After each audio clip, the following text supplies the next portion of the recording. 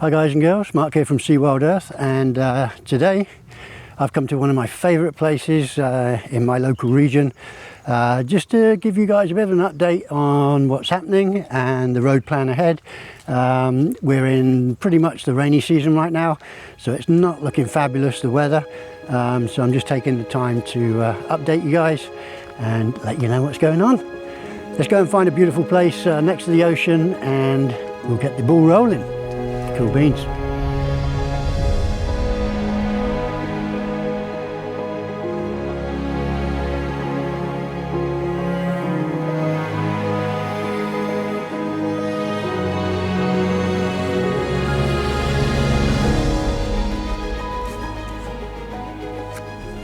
Here we are again, once again folks, in Cape Zampa. It's got to be one of the most dynamic locations for photography here in Yomitan, in the area of Okinawa where I live.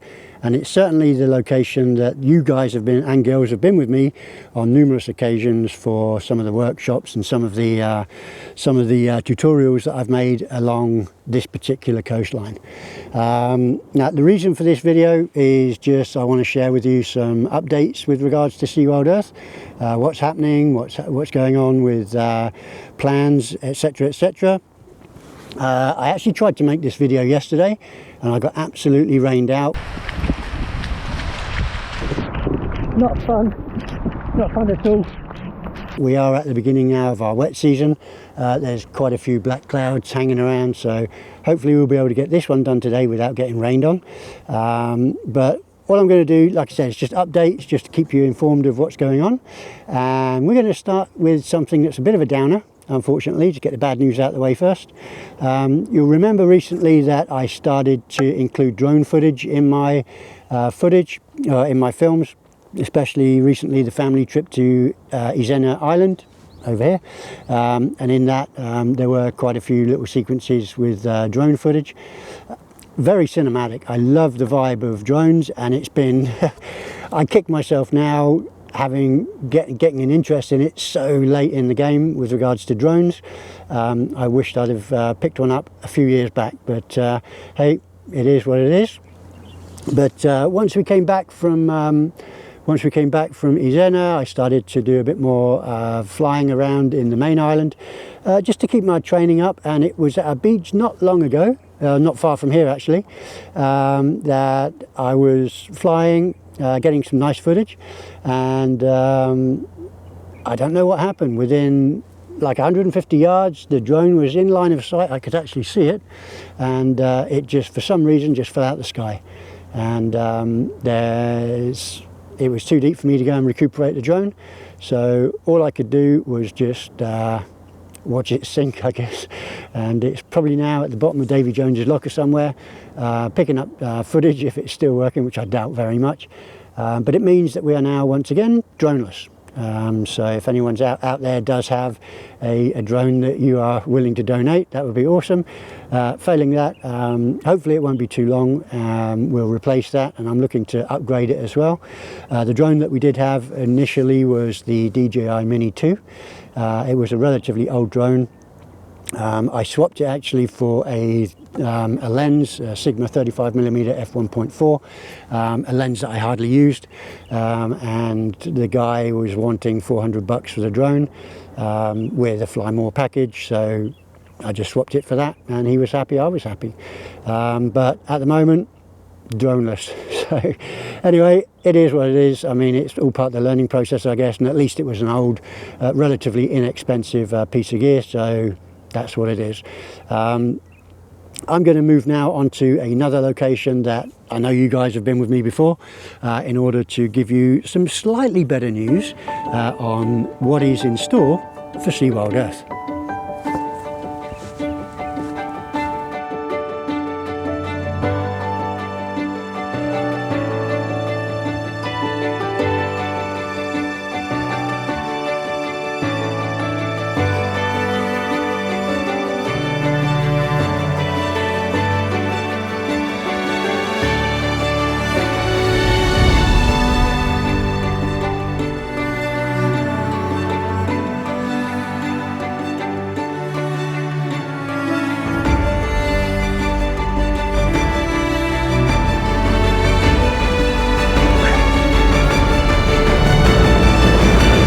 look at that.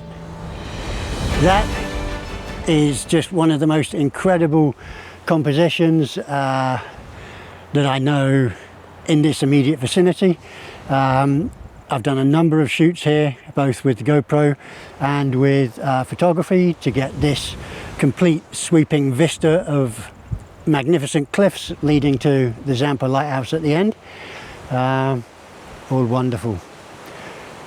Just such a beautiful place. It's where the ocean's concerned. I think you guys know me.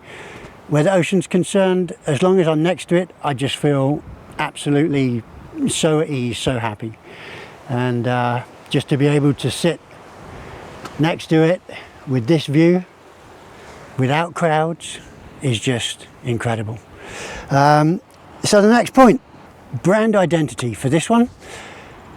SeaWildeArth, up until now, I've always used it just it's the name for my online presence, but what I want to try and do is develop it more as a brand. And so up until now, I've used the logo that I'll flash up on the screen now, just using a generic font that was used in Photoshop at the beginning.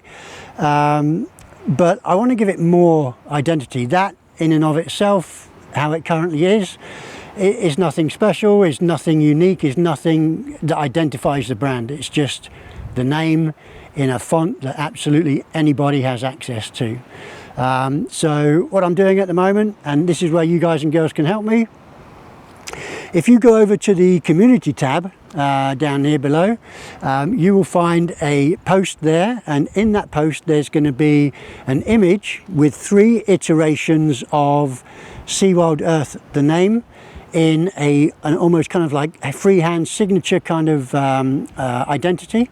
What I'd like you to do is to give me either a 1, 2 or 3 corresponding to the first, second or third image as to which is the one that pleases you most. And I'm going to post this up to all of my social platforms, and at the end of the day hopefully try and find out what is the aesthetic that pleases most those who currently follow the platform and follow me.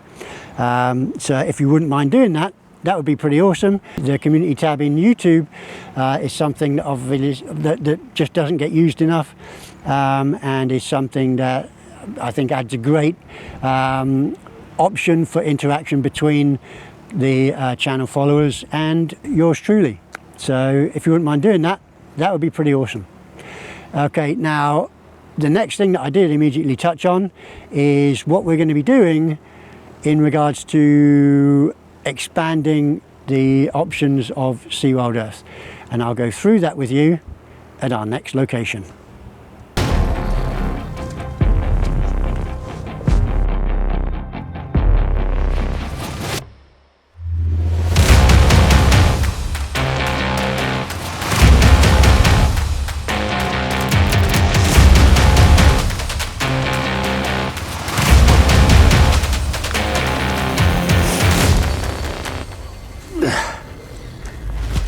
Well, once again, the stunning vista behind me of Cape Zampa. It's hard to find a bad composition here, to be honest. But anyway, getting into it. Point number 3. I'm going to be starting to introduce merchandise. Now at the moment I do have what is called a Redbubble, and that does have options for merchandise, but very basic, with this basic logo on it. So I don't really push that at the moment. But my interest isn't really in making merchandise that is generic, like t-shirts and hats and baseball caps and things like that. I mean, whilst I may still do that, if I do things like that, it might just be for me to be able to wear and show when I'm online. Excuse me. But for the main part, I want to try and develop a line of products that more service those who get up to the kind of things that I get up to. And what do I mean by that? Waterproof backpacks, you know, things like that. I spend a lot of time in the jungle, as you know, playing around with waterfalls, being along the coastlines, and obviously you want to protect your equipment when you're in those kind of locations. So the idea is to come up with things like waterproof backpacks, maybe rain jackets, lycras, but with or like rash vests, or more kind of like fishing kind of jackets with a hood on, or snorkeling vests with a hood on, so that you spend all your time in the water snorkeling. And if you're follically challenged, like I am in certain places, then other than sunburn, other than putting on the sunblock, you can always just swim around with your hood up, which is good. Gloves, fishing gloves, wet water gloves, that kind of stuff. So all of the things that would help people who go into the kind of environments that I get into with my imaging, and hopefully over the course of time that will develop itself and become synonymous with good quality recreational equipment, other than just t-shirts and hats. So that's the plan. There are certain sticks in the fire at the moment on that front, but as and when products actually become physical, that's when I'll give you further updates on that. So a bit more brand identity. I think I've got the audience now across Instagram and YouTube, and to an extent Facebook. I don't really go on Twitter anymore. There is a big audience there, but that was developed way back about 10-15 years ago, so I don't really count on that, because I think there's a lot of accounts on there that are no longer populated by the people that initially followed me. So yeah, it's all good. So yeah, that's the update from this particular vantage point. I'm going to wrap up in a short while, but let's do that from a different location.